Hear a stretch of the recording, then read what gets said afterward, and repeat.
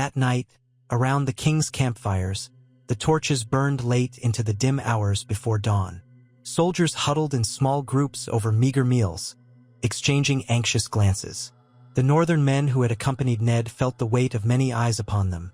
The king's soldiers wore the crowned stag upon their breast, but they also carried the lion of House Lannister in large numbers.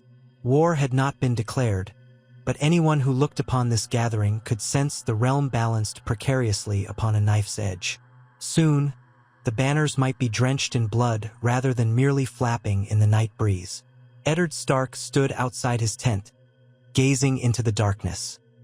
He thought often of Winterfell, wondering if Robb was managing the castle's affairs wisely in his absence. He recalled the final words he had shared with his son. Counsel about justice and mercy, about living by honor even when the rest of the realm might turn to deceit. He worried for all his children, but particularly for the young ones. Rickon, too little to understand the shape of war, and Bran, whose curiosity might place him at risk if ill fortune arose. Sansa and Arya remained in Winterfell as well, learning from their septa and tutors, though Ned knew how fiercely Arya disliked anything that kept her from a sword. These were ordinary parental frets, but in the looming storm of the realm, each one felt heavier. Now he was here, in a camp filled with men who might soon fight if the wrong word was spoken. Catelyn dozed lightly inside the tent, wrapped in blankets against the chill. Despite the press of men and the heavy tang of iron and sweat beyond the tent's flaps, Ned felt a curious sense of isolation. In Winterfell, the cold presence of the old gods brought him some measure of comfort. Here, no heart tree stood to offer silent witness to his prayers. He exhaled a white puff in the crisp air and turned, noticing a figure approaching with lantern light in hand. Ser Barristan Selmy, clad in the white cloak of the Kingsguard, lifted the lantern as he neared. His silver hair caught the dim glow, highlighting the lines of age upon his face. Yet he moved with the grace of a knight who had lived a lifetime in armor. Bowing with courtesy, Ser Barristan gave a greeting. Ned inclined his head in return, offering the old knight the respect he was due. Once, Barristan Selmy had fought valiantly for the Targaryens, yet Robert had honored him after the rebellion. If there was any man besides Ned himself who strove to serve honor first, it was Barristan Selmy. "My Lord Stark," Ser Barristan said quietly, so as not to attract attention from nearby tents. "His Grace asked me to escort you to him. He wishes to speak alone." Ned peered into the shadows beyond Selmy, searching for a sign of anything suspicious, but he saw only the faint outlines of men, the shapes of tents, and the flicker of distant torches. He nodded slowly. "I will come," he said, casting a brief look at the tent where Catelyn slept. He decided not to wake her. Likely, Robert only wanted his ear for a private conversation. He followed Ser Barristan through the camp, stepping around piles of equipment and the occasional dozing guard. The king's pavilion stood at the heart of the camp, larger than any other, draped with Baratheon yellow and black. Outside, several guards in gold cloaks stood at watch. They moved aside as Barristan approached with Ned, though they eyed him warily. Once inside, Ned caught the mingled scent of wine, sweaty cloth, and candle wax. Robert Baratheon sat behind a wide wooden table, a goblet in his hand, and the hour's lateness showed in the droop of his eyelids. He had been drinking again, that much was clear. A single torch in a bracket and a trio of candles atop the table cast dancing shadows across his broad face. "You took your time, Ned," Robert said, voice heavy with forced levity. "Sit, let's talk as we once did. Friends in the midst of troubles." He waved a hand at Ser Barristan, dismissing him with a nod of thanks. The Kingsguard knight retreated, leaving the two men alone.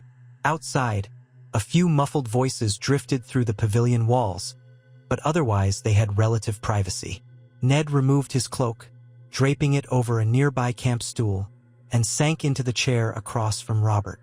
He studied his old friend, remembering the man who had laughed so mightily in youth, who had swung the warhammer that felled Rhaegar Targaryen by the trident. How that memory now felt like a relic from another age. Robert's hair had thinned, and what remained was shot through with gray.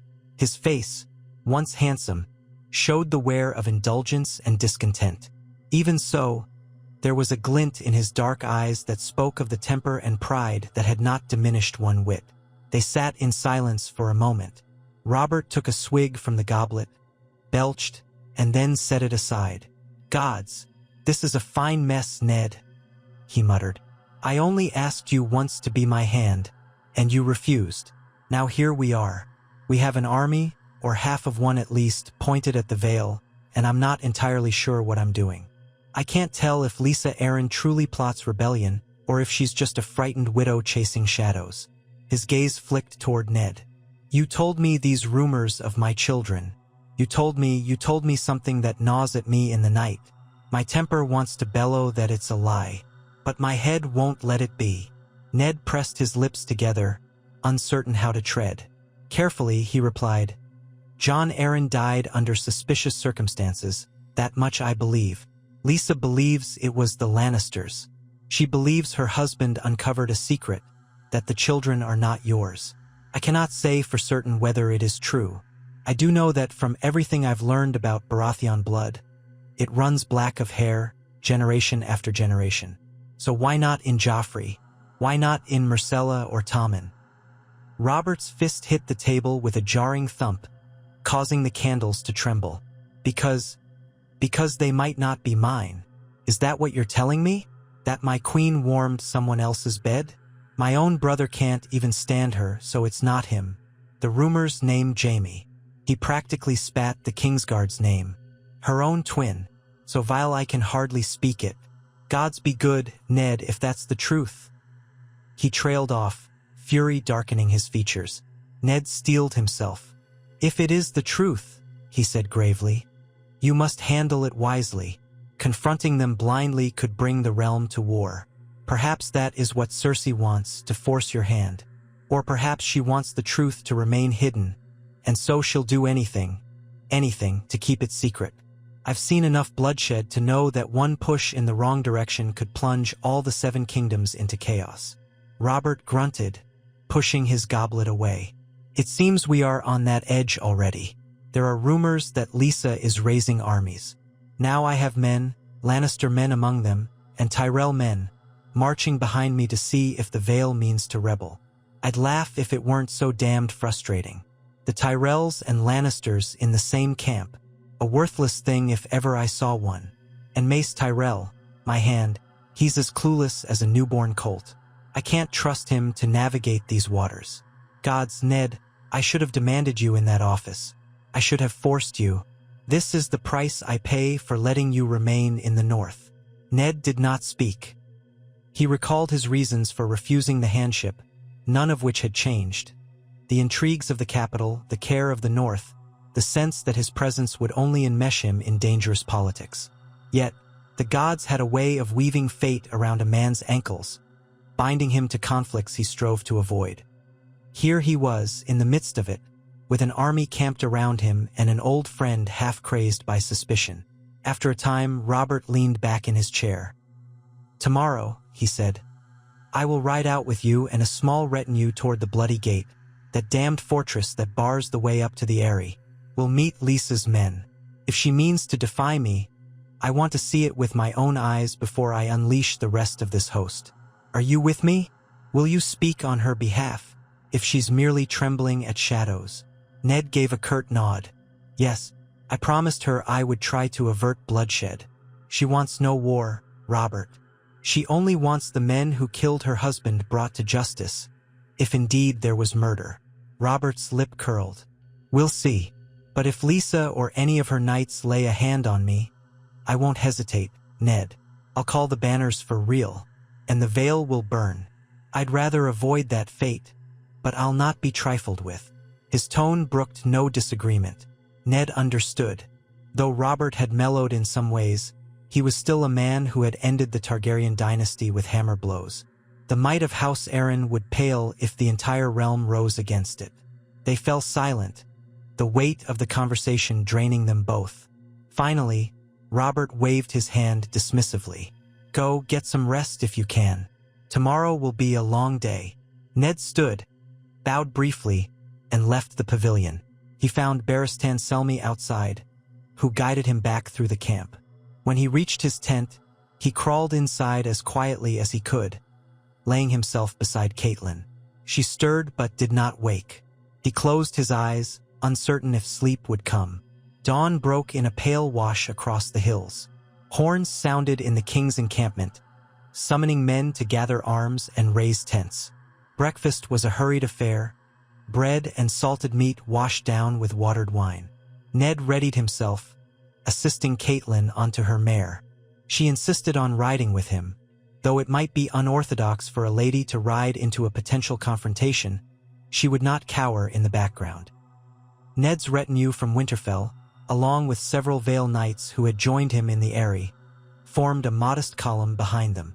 At the head of the royal host, Robert himself rode with Jaime Lannister, Mace Tyrell, and a few banner knights, accompanied by Lannister outriders. They set out across the rolling countryside toward the narrow pass that led to the Mountains of the Moon. Cersei remained behind at the main camp with her younger children, Myrcella and Tommen. Joffrey was nowhere to be seen. Ned guessed the boy's presence might only inflame tensions, given the rumors swirling about his parentage. The autumn sun shone weakly, but it was enough to glint off the polished armor of knights and reflect from Robert's golden crown, which he wore over a thick band of hammered metal. Though they rode beneath the banners of House Baratheon, the gold lion of Lannister and the green of Tyrell also punctuated the column. The ground thundered with the sound of horses. Despite the pleasant scenery, tall grasses, stands of trees turning fiery red. No one mistook this for a peaceful ride. Anxiety crackled in the air. Eyes constantly scanned for signs of an ambush, and hands lingered too close to sword hilts. The road narrowed as they approached the Bloody Gate, where rocky outcrops thrust upward like jagged teeth. Here, a fortress of stone spanned the pass, manned by archers and guards in the colors of House Royce, House Waynwood, and other loyal Vale lords. Robert called a halt, raising a hand. The men behind him drew rein, forming a bristling mass of steel and horses. Ned glanced at Caitlin, exchanging a firm look. He pressed his horse forward, drawing up alongside the king. Directly ahead lay the formidable gate, a portcullis closed. Men in the Vale's sigils stood watching from the battlements. One of them, presumably a knight or commander, stepped forward and hailed the king from above. "Who approaches the Bloody Gate?" the knight demanded. His voice carried, echoing against the stone walls. "State your name and your purpose." "I am Robert of the House Baratheon," the king boomed. "Open your gates for your king, unless you mean to make war on the Iron Throne." Pause stretched on. The Vale Knight glanced at his fellows, exchanging murmurs. Then his voice rang out again. "We beg your pardon, your grace, but the Lady Regent of the Vale, Lysa Arryn, has forbidden entry to large forces. We are instructed to allow only a small party within. We must look to the safety of Lady Arryn and her son." A growl rose in Robert's throat, but Ned lifted a hand to intercede. "Grant us leave for a parley. Let me pass, along with the king and a handful of others. We come in peace to speak with Lady Arryn." He drew his cloak aside, revealing the direwolf sigil upon his doublet. "You know me. I am Eddard Stark, Warden of the North, and foster brother to Lady Lysa's late husband." From above came a thoughtful silence. Finally, the knight relented. "You will be allowed in, Lord Stark, if you give your word that no harm shall come to the Lady of the Eyrie, the king and 5 men besides. Leave your army at the gate. Any sign of treachery, and our archers will fill you with arrows." It was no idle threat. The vantage from those walls made attacking them near impossible without suffering brutal losses. Robert bristled at the notion of being told what to do by a mere gate captain, but he could not ignore the tactical reality.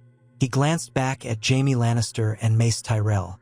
"The 2 of you stay here, keep the men in line." Jaime opened his mouth as if to protest, but Robert's glare shut him up. "Ser Barristan, you shall ride with me. Ned as well, of course. Lord Yohn Royce, are you here? I see your standard." A tall, broad-shouldered knight with a thick mustache rode forward, also part of Robert's retinue. "You come as well, Royce," And I'll bring a couple of my own sworn swords to watch my back." Ned bowed his head. He turned to Catelyn, who looked at him with concern. She parted her lips to protest staying behind, but he placed a gentle hand on hers. "Better you remain out here," he said, voice low. "Robert is treading on uncertain ground. If something goes awry, I want you safe. Keep watch with our men. Gather them if we must withdraw. Or if the worst happens." He did not have to say more. The lines around his eyes spoke volumes. Reluctantly, Catelyn nodded. "I will do as you ask, but the gods keep you, Ned. Remember that Lysa is frightened, not cunning. Try reason first." Ned pressed her hand in silent understanding. Then he wheeled his horse about to join Robert. In short order, the king and his chosen few approached the bloody gate. The massive portcullis groaned as it was lifted, just enough to permit a handful of riders through. An honor guard of Vale knights formed, escorting them along the winding path beyond. The mountains loomed closer, their slopes sheer and rugged. Crisp air whistled past, carrying the faint shrieks of hawks hunting in the crags. As they rode, Ned kept an eye on Robert's mood. The king was outwardly calm, but his lips remained pressed thin. Barristan Selmy, always alert, rode on Robert's other side, scanning the cliffs for threats. Yohn Royce, known for his stony temperament, guided them with some familiarity of the Vale's defenses. After several miles of steep ascent, they reached another gatehouse, manned by more Vale men. This time, the gates swung open promptly, revealing a plateau where more of Lady Arryn's soldiers waited. Lysa Arryn herself did not appear outside. A cluster of riders, led by Ser Vardis Egen, approached. The knight dipped his head respectfully to Robert. "Your Grace, my lady asks that you join her in the lower halls of the Eyrie, at the gates of the moon, to speak in safety. She begs your pardon for not greeting you personally." His tone was cool, though not openly hostile. Robert snorted. "She can beg all she likes. I'm here to speak, not to play her games." Nonetheless, he urged his horse forward, following Ser Vardis. They descended a short distance to the gates of the moon, the lower stronghold at the base of the Eyrie's towering cliff. That fortress overlooked a wide courtyard and a series of outbuildings. Guards lined the walls. The mountainous path leading higher to the famous sky and eventually to the Eyrie itself was visible behind them, winding precariously up sheer slopes. Upon reaching the courtyard, they dismounted. Stable hands rushed forward to take their horses. Ned surveyed the fortress. He recalled being here once when Catelyn's sister first married Jon Arryn. Felt like a different life. Then, the gates had been opened to welcome them for a wedding feast. Now, the tension pressed against every stone. The Vale's men watched from balconies, crossbows and spears at the ready. They were guided inside, through echoing corridors of pale stone, until they reached a grand hall. There, upon a dais at the far end, stood Lysa Arryn with her young son, Robert Arryn, clutching her hand. The boy's eyes darted nervously, and he nestled close to his mother. Lysa wore a gown of deep blue, her house color, trimmed in silver. She tried to stand tall, but her shoulders trembled slightly, betraying her unease. A scattering of Vale lords and ladies hovered behind her. Ned recognized Lady Waynwood, Lord Nestor Royce, and others who had sworn fealty to House Arryn for generations. Trumpets sounded a brassy note as Robert and his party entered the hall. Ser Vardis Egen announced them with due ceremony, though the effect felt hollow in the tense silence. Robert stopped a dozen paces from the dais, crossing his arms over his broad chest. Ned halted at his side, scanning the assembled Vale lords. He saw fear on some faces, resolve on others. Lysa had clearly whipped them into a state of high suspicion regarding the crown's intentions. "Lady Arryn," Robert said with the faintest sneer, "it seems you have gone to great effort to keep me at arm's length. I have come to learn whether you intend to stand with your king or set yourself against him. I have heard disturbing tales of you rousing your knights, forging alliances, and making an enemy of the Iron Throne. I would have your answer plainly, here and now." Lysa swallowed hard. She lowered her eyes briefly, then forced herself to meet the king's gaze. "Your Grace, I have no desire to be your enemy. I only wish to protect my son and my lands from those who murdered my husband. My lords have rallied to defend the Aryan case." She caught her breath, her voice wavering. "In case the same fate that befell John should come for me." Robert's face reddened. "Your husband, Jon Arryn, was hand of the king. He served me well. You claim he was murdered. You claim the Lannisters did it. Those are grave accusations. Yet you refuse to present yourself at court to prove them? Instead, you barricade yourself behind these mountains, scaring half the realm into believing you're in open rebellion. By the gods, Lysa, how am I to interpret that if not as disloyalty?" She faltered. Before she could reply, Ned stepped forward, speaking in a measured tone. "Your Grace, my lady sister-by-law is not a warrior or a schemer. She is frightened. Her fear has led her to gather what defenses she can. But I have spoken with her, and she does not intend to rise against the throne. She merely mistrusts the Lannisters' presence in your court. If the Lannisters are guilty of her husband's murder, as she suspects, she fears she would be next, or her son would be endangered." A hush fell. The mention of Lannister guilt caused some of the Vale lords to grip their sword belts more tightly. The rumors had indeed taken root here. Robert stood still for a moment, then slowly paced a few steps. "You are safe enough here, Lysa, but I cannot have you undermining the peace of my realm. If you had come to me, presented your case, I would have listened. Hiding away only breeds suspicion.